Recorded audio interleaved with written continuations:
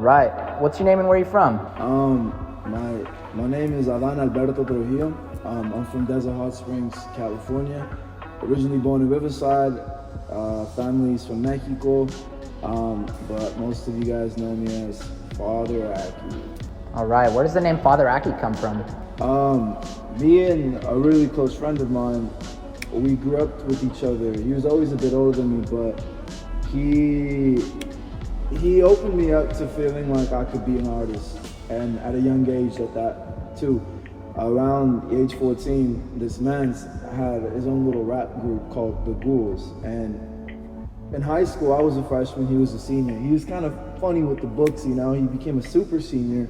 All his homies left, and he wanted to make a new little group together. So us, being the Japanese fanatics of anime, decided to Google search and translate ghouls in the translation to Japanese, and Akki came out of that.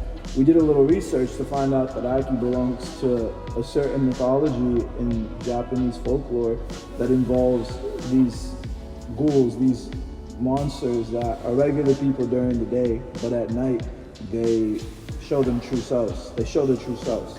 So Akki became a derivative of us feeling that expression with our own creativity. When we were with each other, we felt that we could be ourselves. We could express to our degrees, and we could explore what that had to mean and what that did, whether it was photography, music,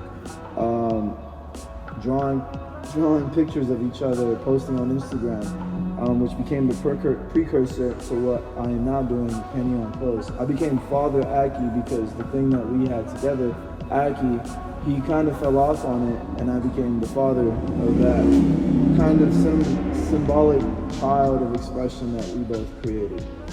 Yeah. Awesome. And so what does Akki symbolize? Is that the name for your characters that you've created? I think I'm still, as I bring what's in here more outward, and I also see the references of many different, I guess, subcultures of our generation that include cartoons, art, comic books, and all of these fucking things. Like, even with fucking Marvel, you know, even with fucking DC, I am finding myself more and more thinking that Akki is the name of the universe. And then inside that universe, there's many different beings, there's many different things. I think I've come along with the names, the issues, and that's basically it for now. But Akki is supposed to be the word, it's supposed to be the title that is encapsulating terminology for everything that comes out of the mind of those that resonate with Akki or would be eventually considered as a part of the group Akki. Awesome. And so, like, were you always artistic growing up? You know, you mentioned at 14 that you met this guy and, you know, went on a creative journey, but like growing up, were you always painting? Were you artistic? Like, where does this come from? I definitely could say growing up, you know, and that's kind of the thing is it's funny to think that, I think that everybody's extremely creative when we're growing up. I think that before I had someone tell me to be creative in these different ways, I always viewed the world and always felt the world as so creative towards how I could now see it where I'm at now. You know, like even playing with toys as children, you're the most creative motherfucker to do that, but only in comparison to not doing that. I became creative in the sense that's tangible, that fits into a category of streetwear, of art, of painting, when I started seeing other people, and not just other people presently, but I started learning about Basquiat, Keith Haring, Andy Warhol, and three of the major heads that were the most popular on Tumblr at the time when I was 13, 14, 15, 16, that are what made me find a certain calling and a unique artistic expression. You know, before 14, 15, 16, when those are the ages that the incubation process led to this, you know, manifestation of myself.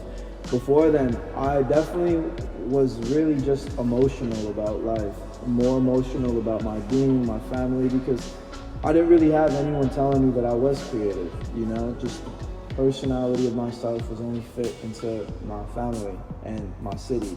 You know, it wasn't until exploration of mentality through seeing other artists, documentaries, all of this shit, that I started feeling like I was creative. you know? So before 14, 15, like, I didn't really deem myself as creative. It was until like 16 when I started watching and expanding my mind just on information that I understood that the lump sum of who I am or what I think I'm trying to do belongs into a creative category. You know, before that, it was just raw expression with no, you know, terminology surrounding that yet. But once the terminology came, that's when, you know, this belongs somewhere, you know. Yeah. Absolutely, and you've developed an incredibly unique artistic style that features these, I don't know what you'd call them, these caveman-looking characters. You can see it on your hoodie right there, you can see it on the shirt behind you. But like, do you have a name for those characters and just your creative style in general? I think when it comes to creative style, let's say I would like to be categorized into neo-expressionism just for the fucking sake of all the other artists that I like in that category from the 80s, from the 90s, that I'm really inspired by. So I mean, if I was to die and then a group of committee had to decide what my art was to be categorized in, I would like to say neo-expressionism. As of right now, I still don't really know. I think I just constantly say abstract, symbolic. I guess I'm still curious about that myself, of trying to find that. And I think maybe one day I go to art school, I'll find a bit more words to match that. But the characters themselves, man, yeah, these right now are my little Akkis. But the thing is, with them, the relationship I have with them, it becomes more increased the more that I get into discovering more of like the ancient side of the world through anthropologic studies, and I do that on my free time a lot. And I find out that the symbolisms in tribes and ancient civilizations, Egypt, the Mayans, the Aztecs, the Incas, even like Eastern religion, like just everything, they have this some sort of worship, or not even to say worship, but their spiritual energy towards worship results in the manifestation of these images that are as simple as a little guy sometimes. You know, like the idea behind that little guy is way bigger than what you can see as that drawing. You know, the thing of Jesus, it's as big as Jesus, right? There's all the drawings, all the symbolisms.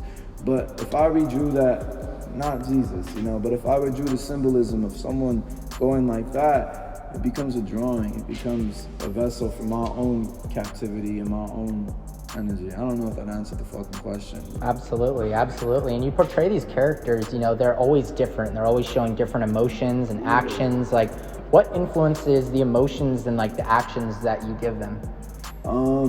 It's myself, you know, and that's kind of the thing where, like, I think if you were to imagine a kid playing with toys, does the kid completely think of other situations or think of other concepts to put into that toy energy? You know, like, rah, this is a fucking dinosaur, and eating the cowboy and stuff. You know, is he making that up completely from himself, or is he translating how he feels into those toys, into the movements? You know, like, I don't know if that even fucking answers that, but what I could say with this shit, I do translate a lot of my emotions, and that's kind of the thing where, like, certain times through frustration I feel happiness, and through happiness I can feel frustration, or through sadness I feel contentness, and even through contentness I feel sadness, and it goes so much fucking around like a roller coaster that every time that I can take a step off of that roller coaster, it involves what you see here. And that's kind of the thing. I've been painting every day for like 3-4 years, ever since I dropped out of high school. And because of that, it has resulted in me having this very muscle memory aspect of when I feel something now, whether it's about the world, with family, myself, my friends, my lovers, like everything, like it always results into me having to pick up a paintbrush and painting. Clothing has now become the thing that I love to see my work on. So every day more shit comes out, because how I feel is what I end up trying to convince myself is real through this symbolism, through this painting, through this streetwear, through this creativity. Absolutely. And did you start putting those on clothing? Is that how you initially started, or were you putting them on canvas? I actually, when I first started drawing the Akkis and I started doing that was because there's this movie about Basquiat, and it's cool. It has Andy Warhol. It has David Bowie playing Andy Warhol.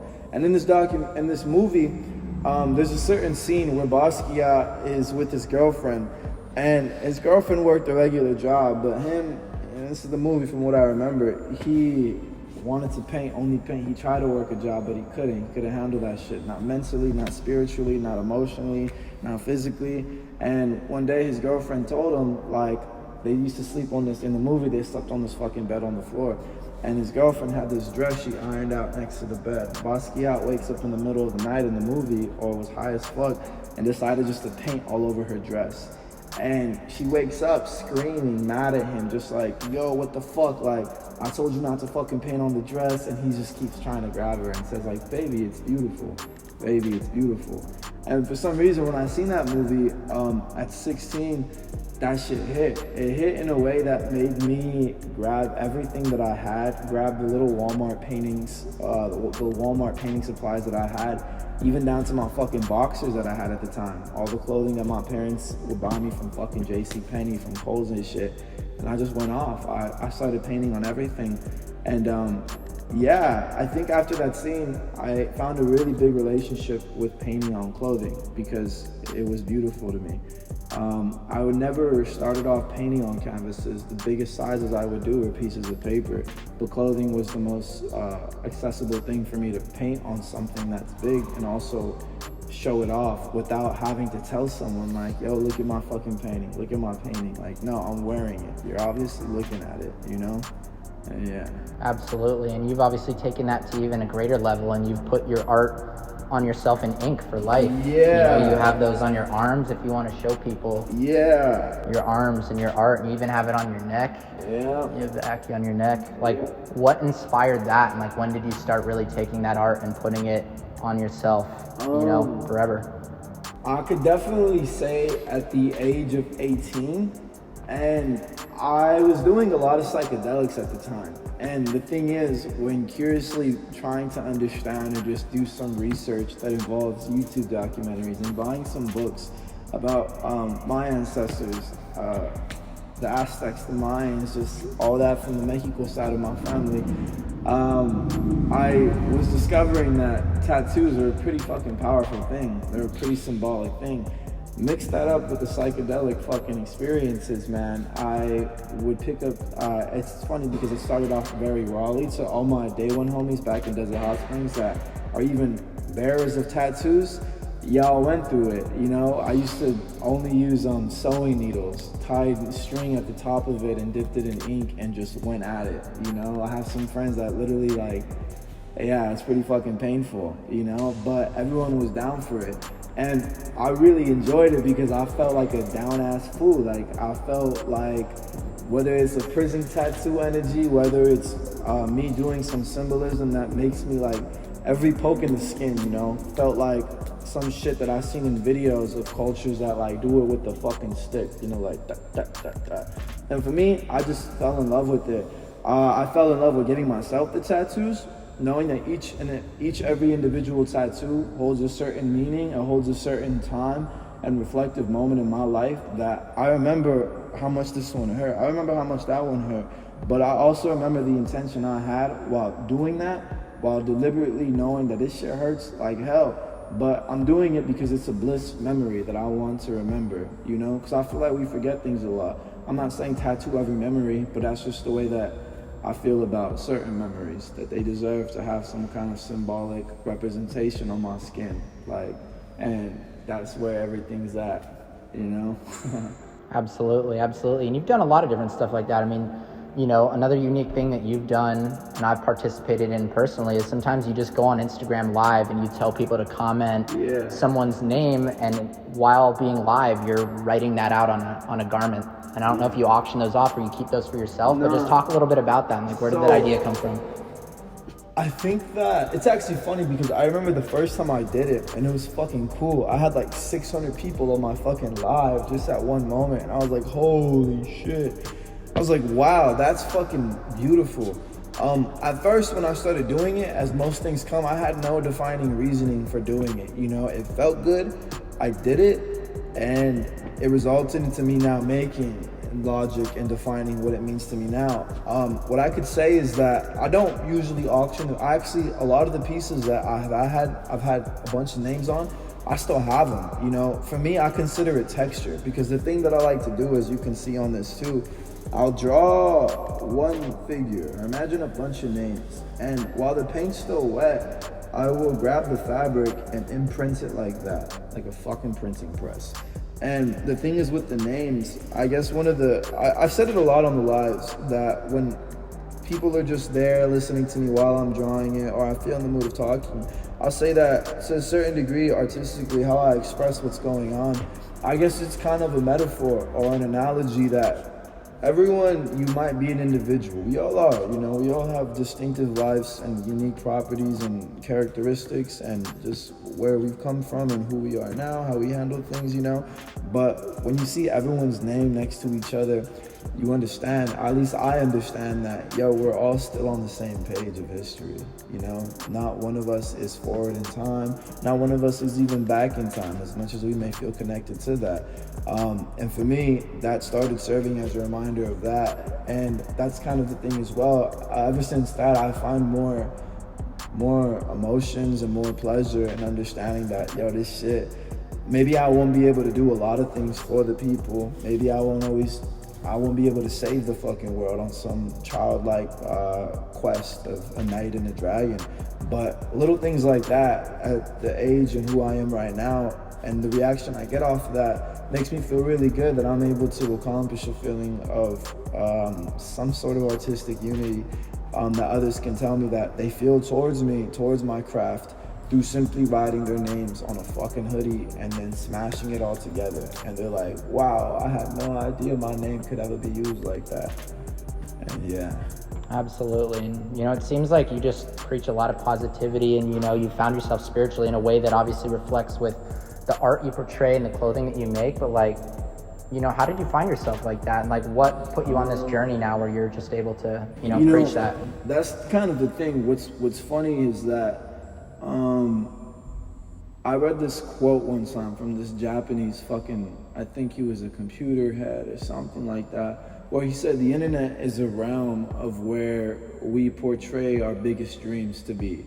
As if on the internet, that's where all dreams exist, and that's where it's at. I definitely could say growing up, I don't feel like my city, and I have all the love for my city and my hometown, but I don't feel like my natural setting of which I was born into provided me with the best positive outcome for me to mentally, emotionally, physically express myself in it always. And I started finding myself more and more and more resonating with the side of me that I am and it might sound funny, you know, putting out online. I found out that the person that's trying to post on my Instagram at 16, 17 saying like, yo, I'm trying to talk to new people, yo, what's up, show me your work, let's have a conversation, felt more happier than the me that was in high school, knowing damn well I cannot even try to conversate with anyone about the shit that I'm trying to, I talk to about with people on this fucking phone screen, on this computer screen, because the way that I would try to go about it, you know, mind you, yo, like everyone went to middle school, everyone went to high school. There wasn't a lot of crazy open-minded individuals. There wasn't a lot of even emotional conversations. A lot of the times you didn't really vent. You never vented or had someone else vent to you. It was just this kind of character fucking like, hey, I'm cool, I'm this, you're that, and as simple as that.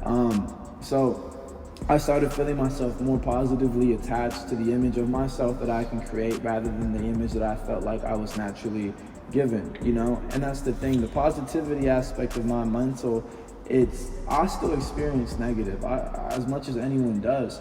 But the thing is, I've been trying really hard in the past couple of years to develop some sort of mechanism of my own expression, to understand that my ego sometimes is my bestest friend, but at other times it can be, I wouldn't say worstest enemy, because that's not true, but it can be a very annoying friend. It could be one that is constantly asking if you have food in the fridge. It could be one that's constantly telling you, like, what are we gonna do? What are we gonna do tonight, you know?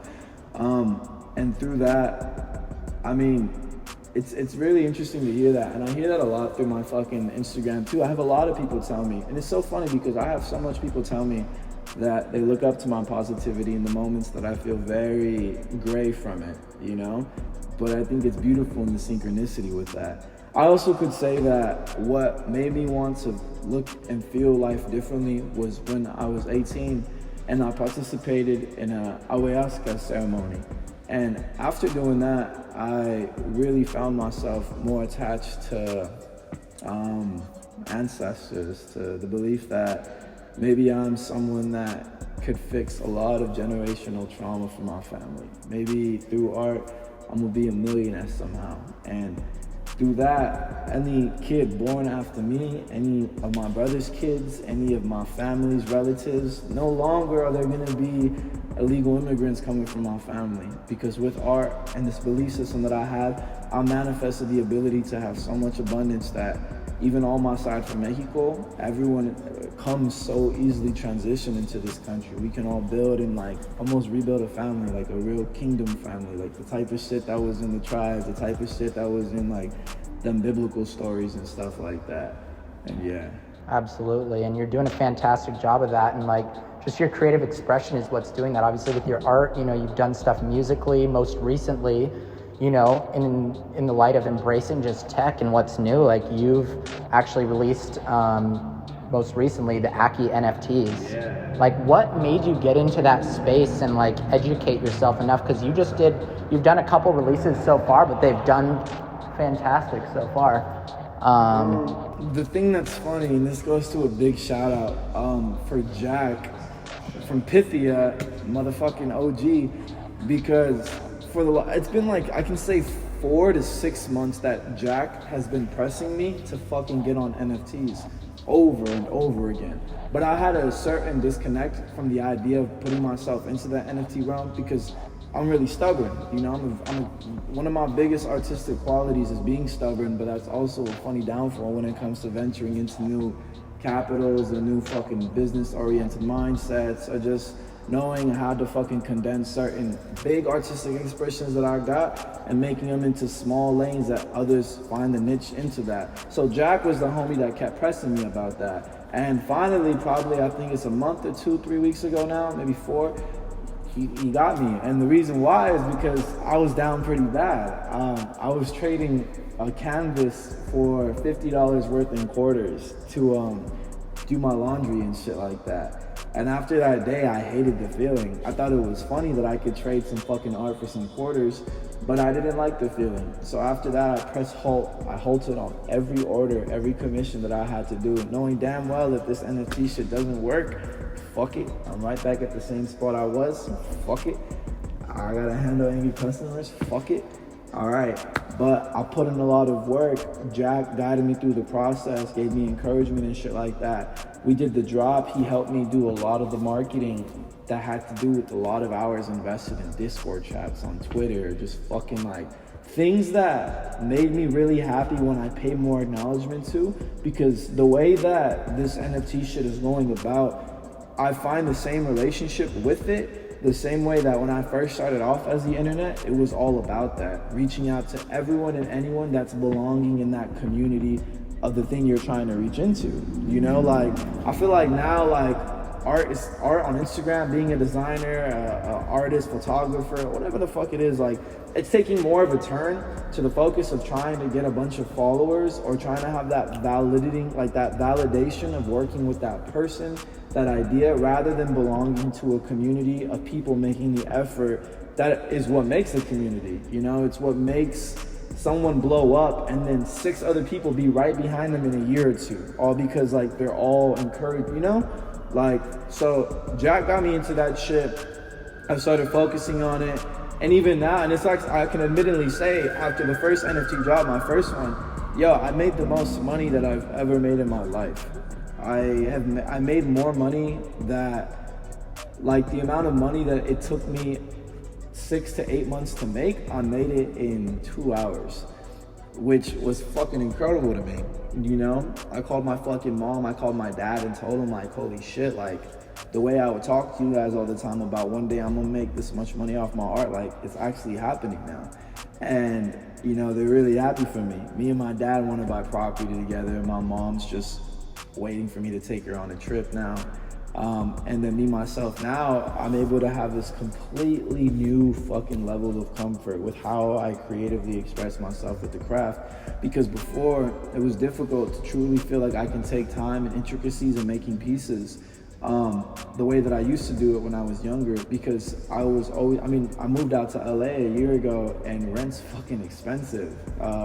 Eating out here is fucking expensive. I'm not the best cook yet, so eating out a good amount gets expensive. Having 2 fucking dogs is expensive in LA.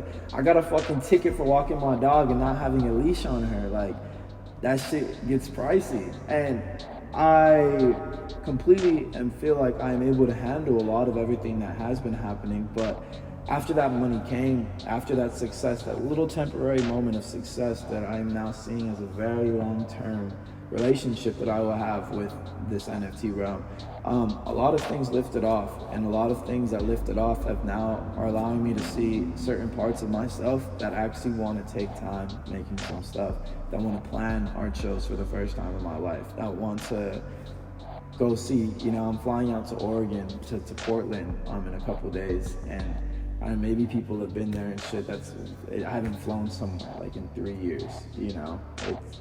I'm really fucking excited knowing that my effort and my time putting into that NFT shit. And see, and the other thing I can say as well with the NFT things, for me, it was a very gratifying moment of like, yo, I fucking deserve this shit. Because all the NFTs that I first dropped were 2 to 3 years accumulation of all the paintings that I've done. And then I took the characters out of the clothing pieces. And for me, all of that selling out and me making all that money was this kind of thing that in my mind was screaming, my body, my mind, my soul was like, it's fucking worth it.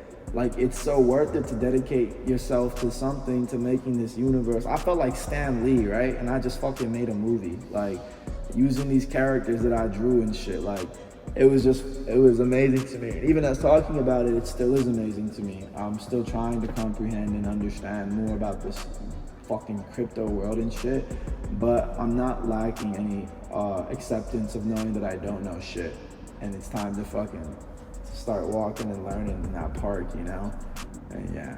Awesome. And you know, I mean, like, where do you see kind of the NFT space going in the next few years? I know it's so early, and like you just said, only 0.006% of the people on the internet have an OpenSea wallet or something like that, which is crazy. But like, where do you see it going?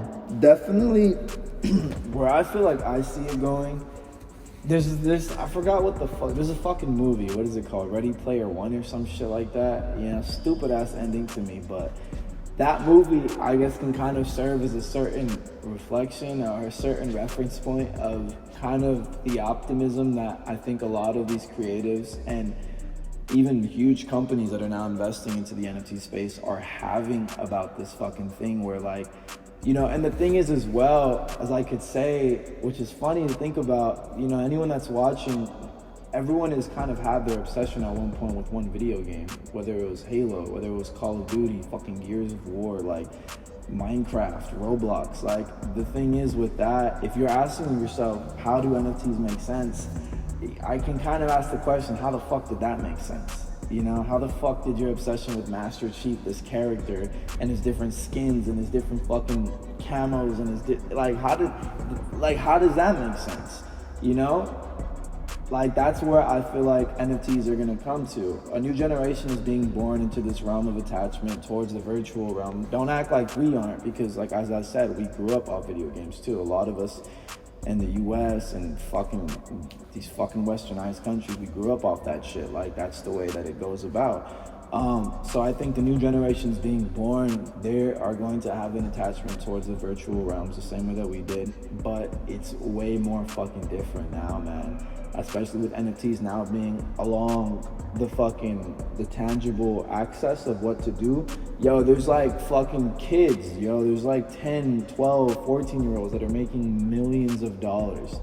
Like, that shit's crazy. I never knew anyone that was playing Modern Warfare 2 that could make $1 million off a focus on the screen, but now it's different. So I think the future is gonna come with a lot of new brand influences, new fucking like interactions, VR, virtual reality shit. I mean, video games are just becoming even more crazier and stuff, you know. Even us having these crazy iPhones and shit, like, I'm pretty sure shit's gonna keep evolving attached to just every simple thing that we have done already. Like, screens, man. Your screens are gonna have different images on them. I guess what I could just say for that. I'm excited, man. The future's bright for all of us, and just creatively, it's an amazing time because there's so many different opportunities to be able to express yourself, and it's a beautiful thing. And just kind of in light of that, you know, whether it's NFTs or just like other creative mediums, like what do you want to experiment with in the future? I definitely could say one of my big goals is to, I don't think I'm ever gonna stop painting on clothes, but I really want to try to paint like 50-foot canvases, man. I really want to try to fucking go crazy with that. I want to try to make sculptures one day.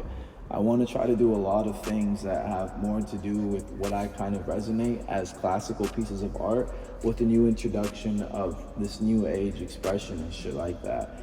Definitely NFTs are something that is honestly bridging the gap for me having to paint and selling a hoodie for $100 for a full year in hopes to sell 100 hoodies to get like fucking $10,000 in order to work on this bigger project. Like, NFTs are making it possible for me to get this money, get this connection in the community, for me to build and create more physically like quest-seeking things for my artistic endeavors and careers. The other things I want to get into more, I definitely could say, are more exhibitions. I really want to I want the physical world. You know, I have a good relationship with the virtual world and the perceiving one of how y'all think of me, but I want to build a better relationship physically. I want to build a better relationship more rawly, emotionally, with my hearts on my sleeves when y'all walk into my next exhibition show and you can physically see what the fuck I am saying and what does it mean to see it on a canvas, you know? In the next fucking year, I have a year from now, from September 23rd, I'm gonna be doing a runway show in London for some London Fashion Week shit. And by that time, in the year from now, I'm gonna have done a lot. So when I do that, it's gonna be like a fucking firework, you know? I've never been across seas. So everything that's manifesting up to then, I plan on hitting this shit like seasons, you know? You're gonna see an exhibition that kind of feels like it's winter, and then you're gonna see one that's like summer, that's spring, and it's all gonna just come back to the point that like I'm alive and y'all are a part of this, and seeing to what degree do I feel that you need to see me alive, you know, and thus seeing myself in that way too. And yeah. I love it, man. There's a lot to be excited for. And we're happy to be here for the journey. You know, one of my last questions for you is just like, you know, like what do you want to be known for at the end of the day? You're doing so many things creatively. Like, what do you want to be known for? I have this certain mindset and perspective that, you know, I'm not religious, but I grew up Christian and stuff.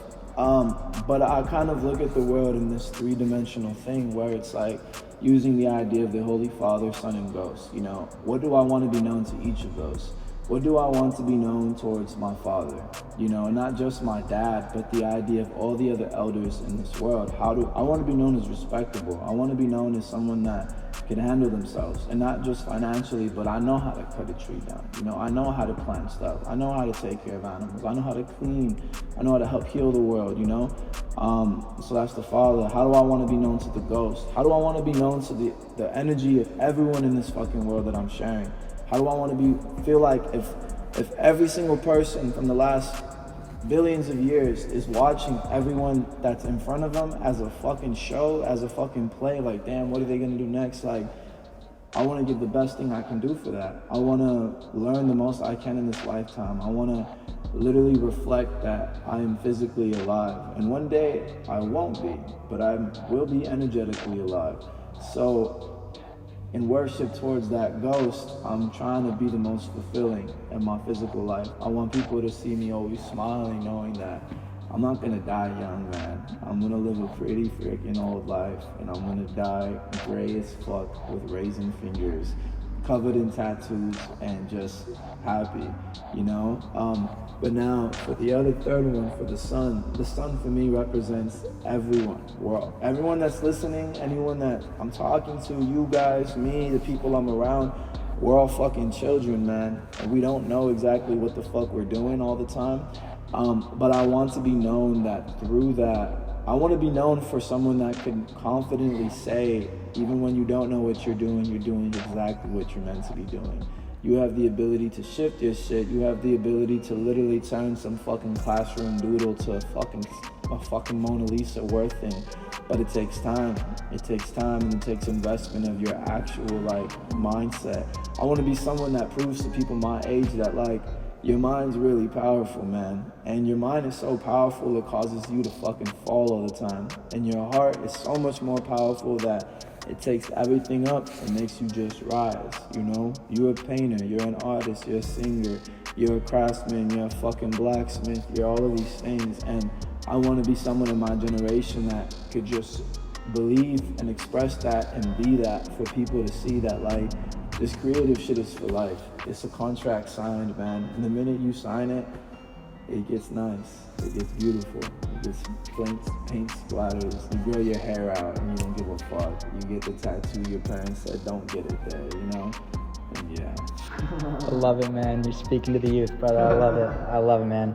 Well, it's been real, dude. It's the first interview of many, and I'm sure it's going to be a whole nother level of your creative journey next time we bring you here. But, you know, in the meantime, like, who else do you think we should bring on the Avant YouTube next? Oh, dude, that's fucking good.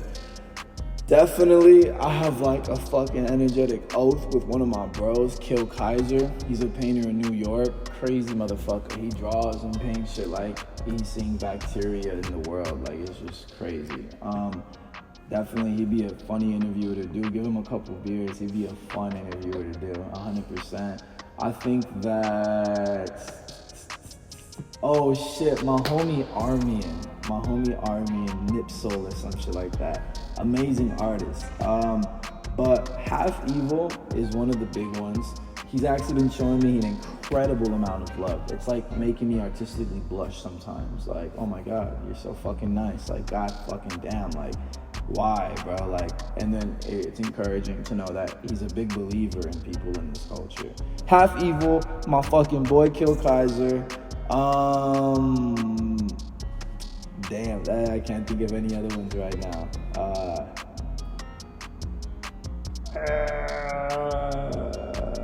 Oh, my fucking homie Ruger.